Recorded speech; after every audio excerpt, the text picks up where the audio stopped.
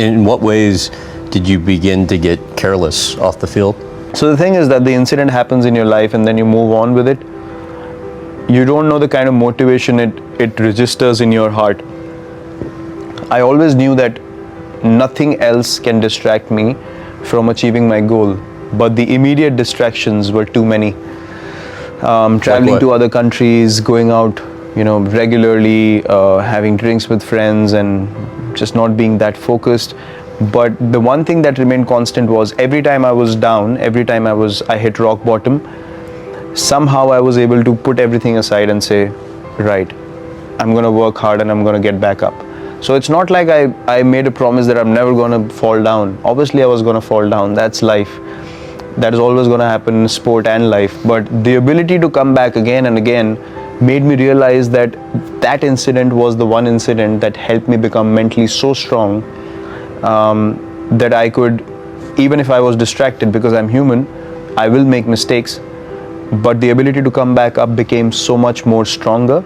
And right now I feel so grateful that I could get that strength from such a bad time in my life as well.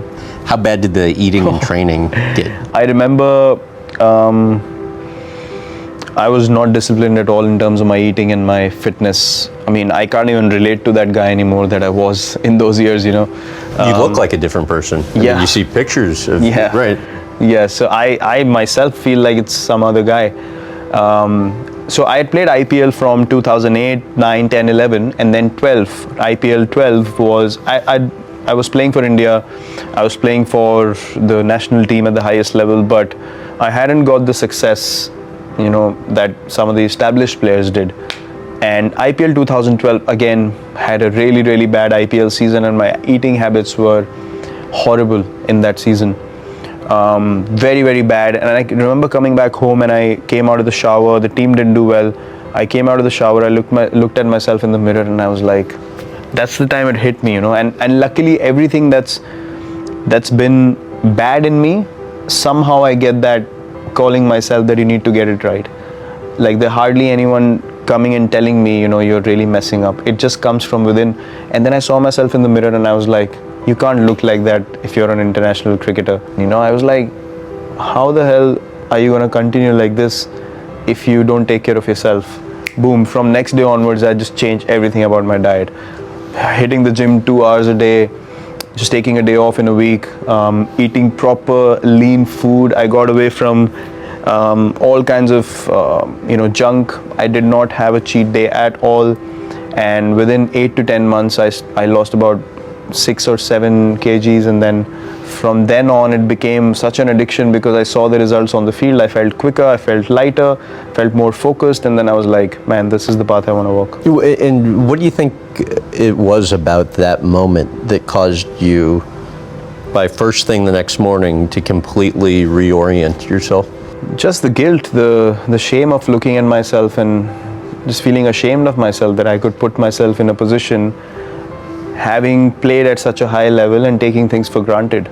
I just could not register that in my mind anymore, that I've been taking things for granted and not many people get this opportunity. So I can't sit around and just say I'm going to do whatever I want and still expect to keep playing at this level. Someone else is going to take over. It's not, this is meant to be for me only if I work hard.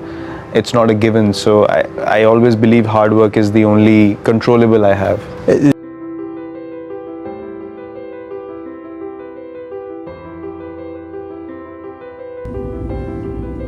There's nobody out there who's trying to save you. It's only yourself.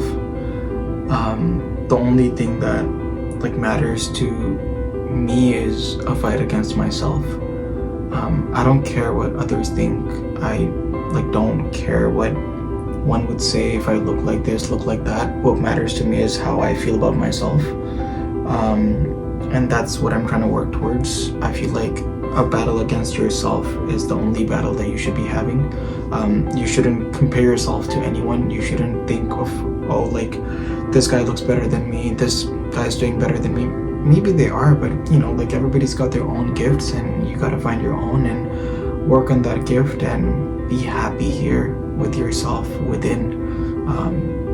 If you keep this this little thing happy up here, everything's gonna change in your life. And it starts with small habits, like eliminate like one bad habit that you think you have in your life. It could be anything. It could be like drinking, smoking, or staying up late in the night, anything. Just try to change that one habit into a good habit and see how it would help you change your life slowly. And that's something that I'm also learning. It's not like I'm perfect at it, but it's something that I'm working towards, and I know I'm going to achieve it because I'm taking it step by step. I'm not trying to take a big leap. I don't want to take any shortcuts. I want to go through the small chapters. I want to read every single page one by one and understand it properly. So in the long run, it helps me more, and so it could help me practice my discipline, and that's what I want to do now. I hope this video helps you guys out too.